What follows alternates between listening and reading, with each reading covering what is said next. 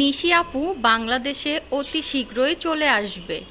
আসার পর তার মায়ের মুখটা দেখতে পারবে না, এই কথাটা শোনার পর আমার এত বেশি খারাপ লাগছে কি আর বলবো।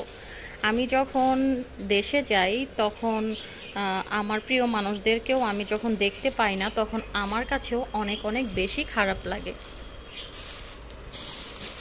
যেহেতু আমার বাবা এই পৃথিবীতে বেঁচে নেই, আমার বাবার কথা সব থেকে বেশি মনে পড়ে। তো যাই হোক, এখানে আমি টুকটাক কিছু বাজার করে নিয়ে আসলাম আরিয়ানকে স্কুল থেকে আনার পথে। এখানে আমি আজকে ফার্স্ট টাইম পাকা আম কিনেছি। তো 160 টাকা করে কেজি নিয়েছে। তো কেমন হবে জানি না খেতে।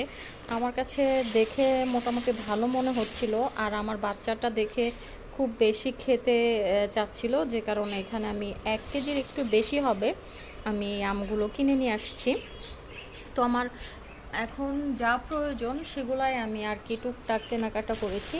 তো যখন মাসের বাজার করব তখন তো অনেক অনেক কিছুই কেনাকাটা করব।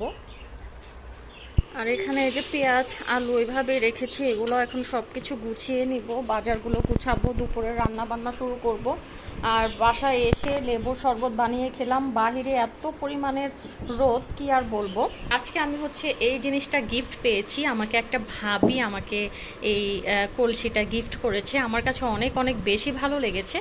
তো আমি দেখি বাহিরে যাব, গিয়ে এখানের জন্য যে এই টাইপের কিছু ফ্লাওয়ার নিয়ে আসবো, নিয়ে আমি এখানে রাখবো। এটা যদি আমি পানির কাজে ইউজ করি, তো আমার ছোট বাচ্চা যেহেতু আছে, ও ভেঙে ফেলবে, যে কারণে আমি এখানে ফ্লাওয়ার রেখে ফ্লাওয়ার বাজ বানাবো। তো কেমন হয়েছে অবশ্যই আপনার কমেন্টে জানাবেন।